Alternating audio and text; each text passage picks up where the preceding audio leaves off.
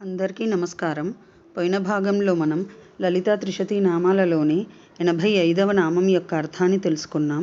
ఈ భాగంలో 86వ నామం యొక్క అర్థాన్ని తెలుసుకుందాం. అస్మద్గురు దివ్య చరణారవిందాభ్యాం నమో నమః.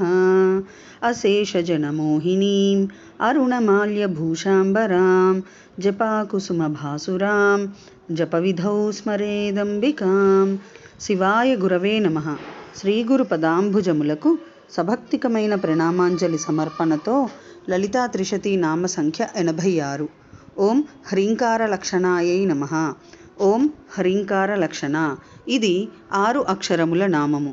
ఈ నామముతో మనము అమ్మవారికి సభక్తికముగా నమస్కరించుచున్నప్పుడు ఓం హ్రీంకార లక్షణాయై నమః అని పలుకోలేను. హ్రీంకార లక్షణ. హ్రీం తటస్థ లక్షణముగా అనగా సృష్టి, స్థితి, లయ, కర్తృత్వపు రూప లక్షణములుగా కలది అని అర్థము. హకారమనగా శివుడు. హ వర్ణము ఆకాశ బీజము. అందువలన శివుడు ఆకాశము వలె అన్యవస్తు సంగమము లేనివాడు. రేఫ అగ్ని బీజము ప్రపంచరూపమైన కార్యసృష్టికి సన్నిహితమైన శక్తులు గల ఈశ్వరుని చెప్పునట్టిది కాగా, హకారముతో కూడిన రేఫ వర్ణము శుద్ధ చైతన్యమే. కారణావచ్ఛిన్నమని అనగా కారణత్వము పొందియున్నదని చెప్పును.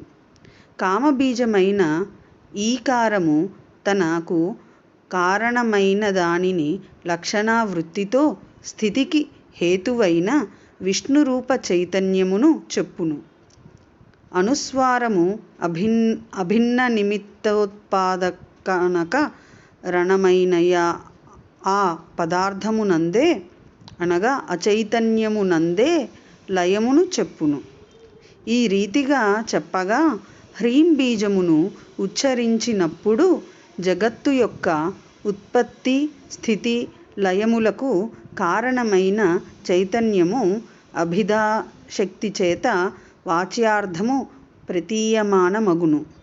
ఆ చైతన్యము యొక్క ఉపాధి పరిత్యాగమైన లక్షణమే పరమేశ్వరాని నిత్యానుపాయిని అయిన భగవతికి కలదు కాన హ్రీంకార లక్షణ అనుచు గీయమానమగుచున్నది.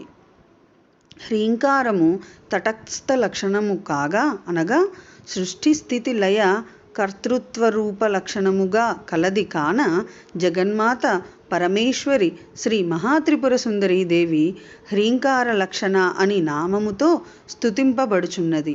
హ్రీంకార జప సుప్రీత, హ్రీంమతి, హ్రీం విభూషణ, హ్రీం శీల, హ్రీం పదారాధ్య, హ్రీం గర్భ, హ్రీం పదాద్భిద.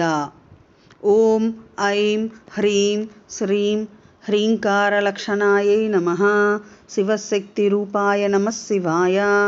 ఓం ఐం హ్రీం శ్రీం శ్రీమాత్రే నమః. సర్వం శ్రీ సద్గురు దివ్య చరణారవిందార్పణమస్తు.